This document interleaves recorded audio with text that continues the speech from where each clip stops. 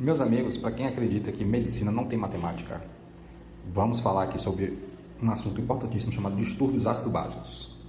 Aqui eu tenho uma célulazinha e o que acontece basicamente é o seguinte: no metabolismo da célula, ela vai produzir alguns ácidos e existe um sistema no organismo chamado sistema tampão, que vem lá da bioquímica. A gente estuda algumas moléculas que têm a capacidade de, numa faixa específica, ter grande variação do acréscimo de ácidos ou acréscimo de bases sem variar muito o seu pH. O pH basicamente mede a quantidade de prótons livres, ou seja, a acidez do meio. Para calcular o pH do sangue, a gente tem essa fórmula aqui, ó. No nosso organismo, os principais elementos vão ser o CO2, que na água vai dissociar formando o ácido, liberando o H+, e o bicarbonato, que vai agir como um tampão no organismo. Então, existe essa fórmula aqui para a gente calcular o pH. Nós vamos calcular ela? Geralmente não. Esses valores vão ser dados na gasometria arterial.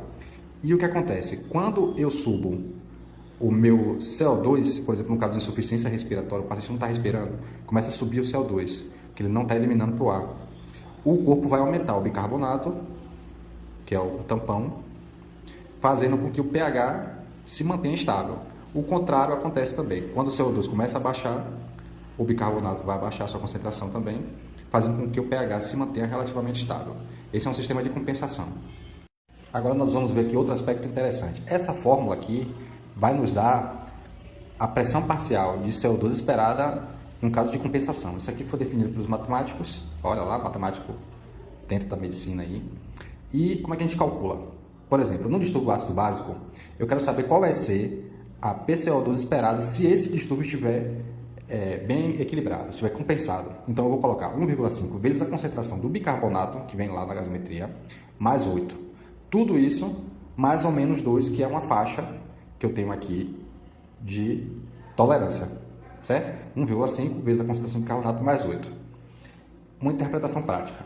Para 1 miliequivalente por litro de bicarbonato que eu tenha em queda, eu vou ter uma diminuição de 1,2 milímetros de mercúrio da pressão parcial de CO2 no sangue. Então, por essa fórmula aqui, eu encontro, através da concentração de bicarbonato, qual vai ser a minha PCO2 esperada, e se estiver dentro do padrão esperado, o organismo está em equilíbrio.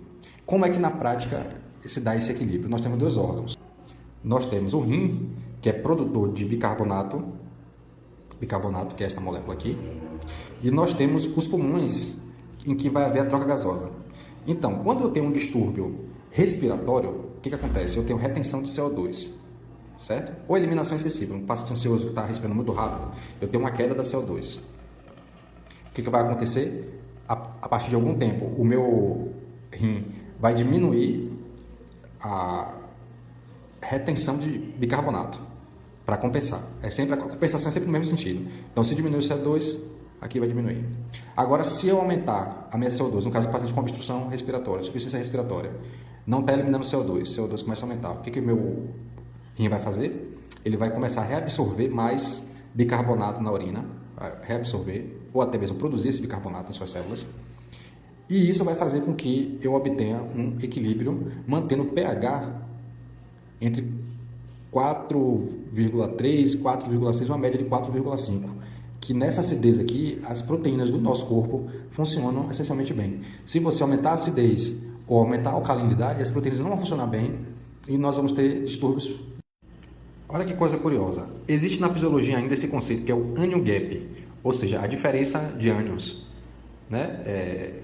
As cargas, basicamente, dentro do organismo tem que se neutralizar. Nós não podemos estar carregados, nem positivamente nem negativamente. Então, o cálculo do anion gap é a soma das cargas positivas mais a soma das cargas negativas. Essa diferença vai dar um excesso de carga, que é o chamado anion gap. Ela estima se foi acrescentado no sistema algum ácido ou alguma base a mais. Na verdade, ela é utilizada para cálculo de acidose metabólica, para você diferenciar as causas de acidose metabólica. Então, qual é a fórmula do anion gap? É o sódio, que é o nosso principal cátion, representa aí 90 e tantos %, menos o cloro, que tem carga negativa, e o bicarbonato tem carga negativa. Observe que a CO2 não entra aqui nesse cálculo. E E o valor de referência aqui é entre 8 e 12.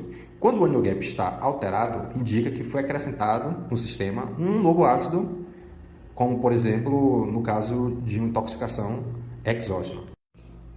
Em resumo para a prática, acidose metabólica com anion gap aumentado não se repõe bicarbonato. Acidose metabólica com anion gap reduzido faz-se a reposição de bicarbonato, causa diarreia, etc.